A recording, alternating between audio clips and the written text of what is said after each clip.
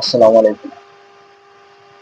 তো ৭২ সংবিধান ও জুলাই সনদ, আমরা ৭২ সংবিধান সবসময়, আমি বলেছি, আগেও বলেছি, এখনো বলছি, এই সংবিধানের মাধ্যমে বঙ্গবন্ধু যিনি প্রতিষ্ঠিত হয়েছেন, যিনি দেশকে একনায়কতন্ত্র পরিবারতন্ত্র করেছেন, শেষ পর্যন্ত উনি এই আত্মঘাতী ভাবে হামলা শিকার হয়ে মারা যান সেনা বিপ্লবের মাধ্যমে।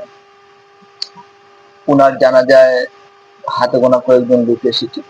উনার জনপ্রিয়তা কতটুকু ছিল ওই সময়। এরপরে আমরা দেখলাম ওই সংবিধানের মাধ্যমে আবার এই বিএনপির নেতা জিয়াউর রহমান, তিনি এই সরকার থাকা অবস্থায় ওনাকে হত্যা করা হয়েছিল।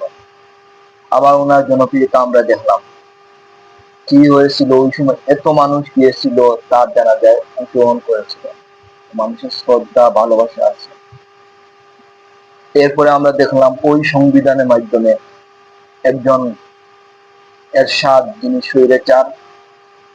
স্বৈরাচারের জোর জবরদস্তির মাধ্যমে তিনি ক্ষমতায় থেকেছেন, পরে ক্ষমতাচ্যুত হয়েছেন। এরপরে সর্বশেষ আমরা দেখেছি এই বঙ্গবন্ধু মেয়ে তিনি হাসিনা কিভাবে ক্ষমতার জন্য মানুষকে হত্যা করেছিল, পাখির মতো হত্যা করেছিল। প্রায় ১৫০০ জন মানুষকে হত্যা করেছিল, আর প্রায় ৫,০০০ লোককে পঙ্গুত্ব বরণ করেছিল, যারা কখনো সোজা হয়ে দাঁড়াতে পারবে না, বিভিন্ন ভাবে পঙ্গুত্ব বরণ করা হয়েছিল। তো এই হলো ৭২ সংবিধানের নমুনা।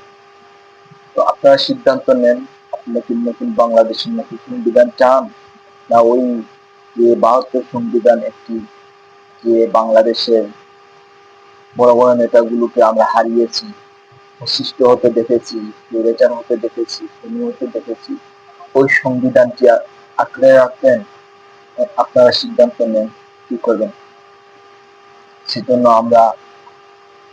আমি বিশ্বাস করি, জুলাই সনদ প্রতিষ্ঠা হলে, নতুন বাংলাদেশের নতুন সংবিধান প্রতিষ্ঠা হলে, বাংলাদেশে একটি, দক্ষিণ এশিয়া কেন গোটা বিশ্বের মধ্যে একটি নতুন জাগরণ তৈরি হবে।